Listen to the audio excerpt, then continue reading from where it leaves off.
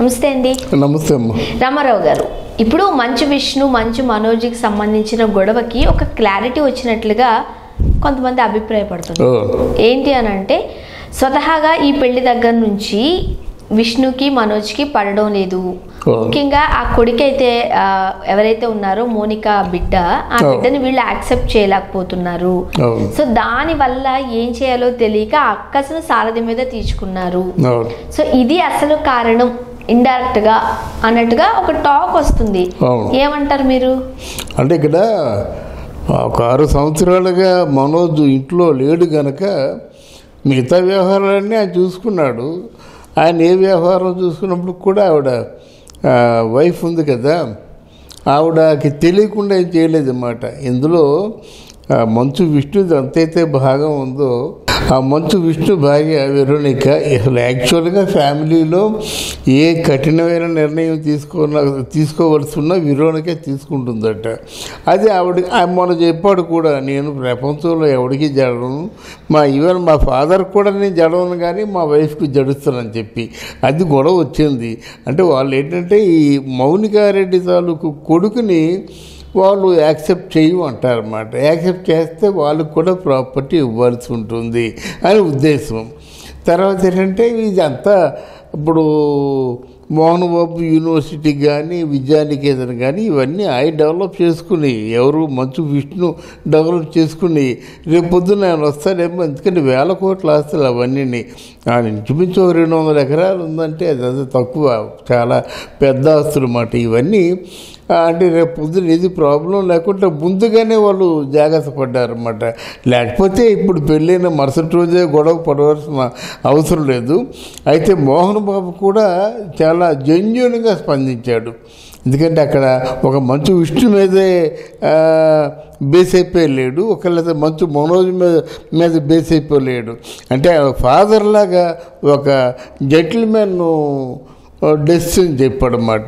అది మంచు మనోజ్కి బాగా అనిపించింది. ఎందుకంటే ఫాదర్గా చెప్పినటువంటి అంటే ఒక తీర్పు ఏంటంటే, నాకు 2 సమానం, నాకు 3 సమానమే, కూతురికి ఇవ్వాల్సింది చేశాను, మిగతా 2 సమానమే కనుక 2 సమానంగా మీరు తీసుకోండి, దీంట్లో గొడవకి ఆస్కారం లేదు, గొడవ పడితే నేను ఊరుకోనని చెప్పేసి ఫైనల్గా వార్నింగ్ ఇచ్చాడు. జరిగింది అది. అప్పుడు ఇంకెందుకు తర్వాత ఏంటంటే ఈ గొడవలన్నిటికీ కారణమైనటువంటి సారథి ఉన్నాడు కదా. ఇక్కడ ఏమవుతుందంటే వీళ్ళకి ఇంటర్ప్రిటేషన్ ఎవరు చేస్తారంటే, ఇటు మంచు మనోజు ఏదైనా సలహా కనుక్కోవాలంటే సారథనే కనుక్కోవాలి, మంచు విష్ణు ఏదైనా సలహా కనుక్కోవాలంటే సారథనే కనుక్కోవాలి. ఆయన చెప్పిన మాట మనోజ్కి నచ్చకపోయినా, మనోజు చెప్పిన మాట సారథి ఈయన చెప్తే ఈయన నచ్చకపోయినా మొత్తానికి మధ్యస్థంగా నలిగిపోయి దెబ్బలు తిన్నది సారథి. అందుకే ఇప్పుడు సారథి ఏం చేస్తున్నాడంటే మొత్తం ఆ ఉద్యోగానికి రాజీనామా ఇచ్చేసి వెళ్ళిపోతున్నాడు. మంచు మనోజ్ కూడా అందరికీ బాయ్ చెప్పేస్తున్నాడు అన్నమాట. బాయ్ చెప్పేసి చాలామంది ఇప్పుడు ఇండస్ట్రీ అంతా ప్రాగిపోయింది కదా, ఏమిట్రా ఈ తలకాయ నొప్పి, ఎందుకు ఇలాగా స్ప్రెడ్ చేస్తావు, మీ నాన్నకి ఎంత పరువు ప్రతిష్ట ఉంది, మీరు ఎందుకు అలాగా ఇల్లు పీకి పందిరేశారంటే అదేం లేదు, మామూలుగా అన్నదమ్మును కదా, మా అన్నయ్యకి ఎప్పుడు కొంచెం తొందరపాటు ఎక్కువ, నేను కూడా తొందరపడ్డానని చెప్పేసి చాలా తెలివిగా జరిగిన విషయాన్నేమో కప్పించుకుంటూ నచ్చజెప్పుకుంటూ వచ్చేస్తున్నాడు. వెళ్ళిపోతారనుకుంటా ఇవాళ రేపు తిరిగి హీ విల్ గో బ్యాక్. అది ఎక్కడికి వెళ్ళిపోతారు అంటే అక్కడికి వెళ్ళిపోతారు, మా ఆలగడ్డ వెళ్ళిపోతారు. లేదా ఇక్కడ ఇల్లు ఉంది కానీ కొన్నాళ్ళ పాటు ఆలగడ్డలో ఉంటారనే సమాచారం. ఎందుకంటే ఇల్లుంటే మళ్ళీ ఏదో ఒక ఎదురుగా కనిపించినట్టయితే, అదిగో మీ అన్నయ్య ఎలాగన్నాడు, అదిగో మీ అన్నయ్య వెళ్ళిపోయి సారథం కొట్టాడు, అదిగో మీ అన్నయ్య వెళ్ళిపోయి మీ తాలూకు ఫ్రెండ్స్ని తిట్టాడు, ఇలా వస్తుంది కదా. కొంత కాలం దూరంగా ఉంటే బాగుంటుంది అనేటువంటి ఆలోచనతో వాళ్ళు ఉన్నట్టు. కానీ మరి వెళ్ళిపోతే ఓ పక్క తల్లిదండ్రులు కూడా మరి దూరం అవుతున్నట్లే కదా. ఇప్పటికే ఆ తల్లి చాలా బాధపడుతున్నట్లుగా కూడా మనం చూస్తున్నాం. అవునమ్మా, తల్లిదండ్రులు దూరం అవుతున్నారనేది ఒక 6 సంవత్సరాలుగా ఆయన భరిస్తున్నాడు కదా.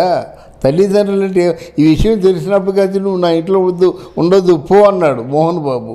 ఎప్పుడైతే ఈ విషయం తెలిసిందో అప్పటి నుంచి ఇంట్లో రానివ్వలేదు కదా. అంటే మధ్యవర్తిత్వం అంతా మంచు లక్ష్మి గారు ఆవిడ చక్రం తిప్పింది, ఏదో మొత్తాన్ని తల్లిలాగా ఆ బిడ్డను ఆదరించింది, తను కోరుకున్న పెళ్లి చేసింది. లేకపోతే ఈ మంచు విష్ణు కుటుంబంలో ఎవరు ఆదరిస్తారు? సో ఇప్పుడు ఈ గొడవలో కూడా ఎవరైతే తల్లి ఉన్నారో నిర్మల గారు, మంచు విష్ణు గారే ఆమెను తీసుకెళ్తూ రావడం, ఇవన్నీ కొన్ని విజువల్స్ చూసాం మనం. నిర్మల గారికి ఏమి లేదమ్మా. నిర్మల గారు మంచు మోహన్ బాబు గారు ఏమి చెప్తే దానికి లొంగిపోయి ఉండవలసిందే కానీ, ఎందుకంటే అలాగా వాళ్ళ బాండింగ్ ఉంది. అంటే పెదరాయుడు సినిమాలో ఆ పెదరాయుడిలాగే మోహన్ బాబు కూడా ఏంటంటే చాలా బాధపడుతున్నాడు. ఇది జరగకూడదు. వీళ్ళు మంచు విష్ణు తన తొందరపాటు ప్రదర్శించాడు. పోనీ మంచు మనోజైనా కొంచెం దాన్ని కాంప్రమైజ్ అయితే బాగున్ను. అలా కాకుండా జరగవలసిన పరువు అంతా పోయింది. ఆస్తుల కోసం గొడవ పడ్డారు, ఆ పిల్లల్ని యాక్సెప్ట్ చేయడం కోసం గొడవ పడ్డారు. ఇలా రకరకాల వదంతులు వచ్చేసాయన్నమాట. అయితే సాధ్యమైనంత వరకు కూడా మంచు లక్ష్మి మాత్రం ఆ గొడవల్ని సద్దుమణిగేలా చేసింది. అందులో చాలా గొప్ప పాత్ర వహించింది. ఆస్తి పంపకాల విషయంకి వచ్చేసరికి కూడా మంచు లక్ష్మి గారు కాస్త ఫస్ట్ స్టెప్ ఏదో తీసుకునే ఛాన్సెస్ ఉన్నాయి. అన్నదమ్ముల మధ్య, తండ్రి కొడుకుల మధ్య ఏదైతే భేదాలు ఉన్నాయో అవన్నీ తొలగించే ప్రయత్నం చేస్తున్నట్టుగా కూడా మనం వార్తలు. అంటే ఇక్కడ ఒకటి ఉందమ్మా, వీళ్ళు కేవలం ఈగోలుకి పోయి ఆస్తి పంపకాలు పంచుకోవాలి కానీ వాళ్ళు లేని ఆస్తి. ఇప్పుడు మంచు విష్ణుకి ఎంత ప్రాపర్టీ ఉందో మంచు మనోజ్ కూడా అంతే ప్రాపర్టీ ఉంది కదా. అంటే ఆస్తుల కోసం గొడవ పడే అంత అవసరం రాలేదంట నేను. ఇప్పుడు అంటే స్టార్టింగ్ నుంచి ఏదైతే కాలేజ్ ఉందో తిరుపతిలో, లేకపోతే ఆస్తులన్నీ ఎక్కువగా వీళ్ళకి తిరుపతిలోనే ఉన్నాయన్నట్లుగా కూడా వార్తలు ఉన్నాయి. మరి వాటన్నిటినీ విష్ణుయే చూసుకుంటున్నారు. అవును. సో మరి ఇదంతా నా కష్టం మీద డెవలప్ చేశాను, దీంట్లో నీకు సంబంధం లేదు అని అంటే అది ఎలాగవుతుంది? మా తండ్రి సంపాదన ఒక కొడుక్కే దక్కదు. అది ఇప్పుడు మా నాన్నగారి సంపాదన మా పెద్దన్నయ్యకే ఉంటుంది. చిన్నవాడు కదా, నువ్వేం సంపాదించావురా, నీకెందుకు ఇద్దామంటే ఎలాగవుతుంది? పిత్రార్జితం ఏదైతే ఉందో అది ఇద్దరికీ చెందుతుందన్నమాట. అది పిత్రార్జితం అంటే తండ్రి సంపాదించిన సంపాదన. ఆ సంపాదన ఎంత ఉన్నప్పుడు కూడా ఇద్దరికీ చెల్లుతుంది, ఇద్దరికీ చెందడం న్యాయం. వీళ్ళు ఎన్ని గొడవలు పడినా, ఎన్ని తిట్టుకున్నా, ఎంత కొట్టుకున్నా సరే అవి నిలబడవు సమయం వస్తే. అది చూద్దామండి. ఓకే అమ్మా, right. Thank you so much. Thank you అమ్మా.